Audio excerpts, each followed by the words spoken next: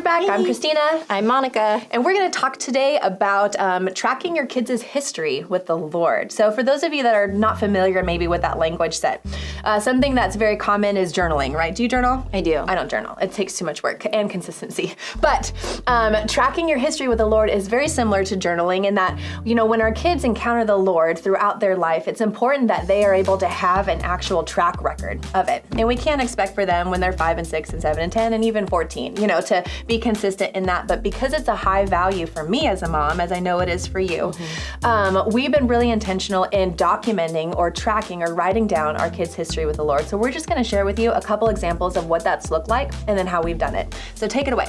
Yes, so the first thing I want to say is that it's never too late to start tracking. So good. That's big for me personally because I've only been doing it for a few years, and for a while I was kind of down on myself, like, why didn't I do this from the beginning, you know? But God is so good. He's so gracious and graceful, and we know that He'll always take us back, whether it's ourselves or our kids, right? Like He'll always take us back to those moments that He really wants to highlight for us. So to be able just to track wherever you're at now is huge. I like to journal personally, and I understand what that's like, right? So, but journaling may not always necessarily be like writing in a physical notebook with a pen. It might look like, you know what, grabbing your phone and documenting it on some type of app, Google Docs or whatever it is. I'm trying to be more intentional these days of capturing the moments. You know, because sometimes I used to feel in the past that it had to be something like super dynamic, super spiritual that I could see into. But then there's those moments where you catch that glimpse in your child's eyes where they feel known. So good. Like, oh Lord, I saw you in that moment. Yeah. I saw you in that moment. And that's kind of another thing I want to touch on is the fact of don't be afraid of documenting for the sake of showing them through your eyes, you know? Absolutely. Because if for you to see that, you're seeing it through the filter and the lenses of love, you know, so the Lord is really just showing you what He sees. And so, and I say that because I used to kind of be reluctant to like, oh Lord, I just want it to be, you know, your perspective. And so I kind of get caught up in like, what am I going to write? What am I not going to write? And I feel like He was saying, just write it down. There's so much freedom. Yeah. You know, it's going to be for your kids to document. So that's kind of just been my process. But I like to journal.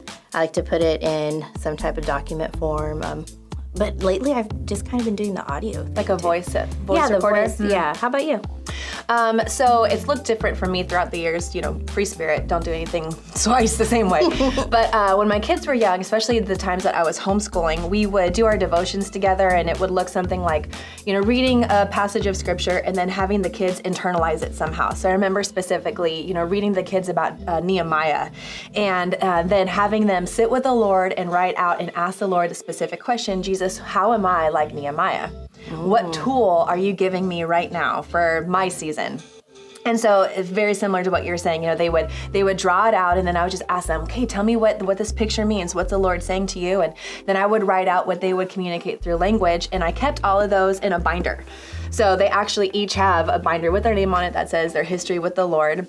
When it came to, not so much. I've got my youngest kid, you know how you have like the first one, you do everything right? Sure. And then by the last one, you're like, I'm so happy that you could dress yourself because I barely got it. So he just turned 9, haven't even finished his photo album, you know. He'll go through therapy later. Yeah, anyways, so then when they started getting older, you know, I would just capture the random moments. And sometimes it would be intrusive almost, or, you know, like you were saying, the kids were like, oh, are you really doing this again? But I also really noticed that it really communicated to them value in the moment. And it taught them the art of like reflection or putting a sense of like expectation on, no, this isn't just something that happened. This is a big deal. You encountered the Lord. You heard God's voice as we were driving, and you were, you know, asking him questions about that lady on the street or whatever. So it started showing them the value and the importance of, all right, cool, I'm going to write this down. I'm going to add it to your notes later. And so for me, that looks like now, not so much because they're drawing anymore, but I have documents on my computer. I'll put something into the note app, you know, a moment, a quote, something that God's doing in their life, and then I'll transfer it onto their, you know, document that's on my computer. And it's been really helpful. I've got a 14-year-old, a 10-year-old, and a 9-year-old, and it's very normal for kids to go through seasons where they're questioning their relationship with the Lord and faith in general. And so I've noticed in our lives, it's been so cool to take those moments and be like, oh, of course he's real. Not just because I need you to believe me or I'm scared you're not going to believe me. Yeah. But I want you to sit down and I want you to look at this notebook of all these moments that you spent in his presence, that you heard his voice, that you were connecting to his affection for you. And that's been a game changer in them building their own relationship with the Lord, which I feel is so important for them to do before they leave our house. Yes, that's so good. And it's something tangible that they can take with them, Absolutely. right? And you're really just like depositing into your legacy, really, because then it's going to be normal for them to do that with their kids. Yes. That's amazing. Yeah. That's so good. Hopefully so. I remember this quote from Bill Johnson. The Lord said, if you build your history with me, I'll build history through you. And I've never forgotten that. I mean, just, you think, wow, if the goal is to be made into the image of Christ and then to go out and do what Jesus did, what does it look like, those moments that we have in God's presence? And to be, and I know for me, it's so sobering when I look back on my history and I find in moments of pain or struggle or joy and dreams fulfilled, being able to connect to God's voice. And I just forget so easy. And so it's so nice to have something written down where it's like, we did share that moment. Right. Or, oh my gosh, and now this is happening. Yeah. Like, it's so good. Yes. Or let's be real. Oh my gosh, you are real. Totally, for us too as adults. Right. Absolutely. Yeah. So while it might be laborious or it might just take the habit of getting into it, I would definitely declare that the fruit exceeds the labor and the work of it. And there's so much to be gained if you start doing this. So what would you say would be a quick and easy 2-3 steps to getting families into the habit of doing this? Oh, that's a good question. I always go back to dreams, right? But also just asking the questions. Committing to documenting it in one way or another, and just really looking for the moments. I think it's just like being intentional about it, have the eyes of Christ, like look for those moments when you see things happening in your child's life, whether, and honestly, what came to mind right now is, when they come home from school or when you're picking them up, asking them about their day.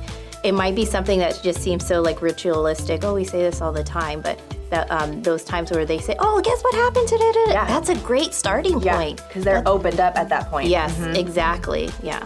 So good.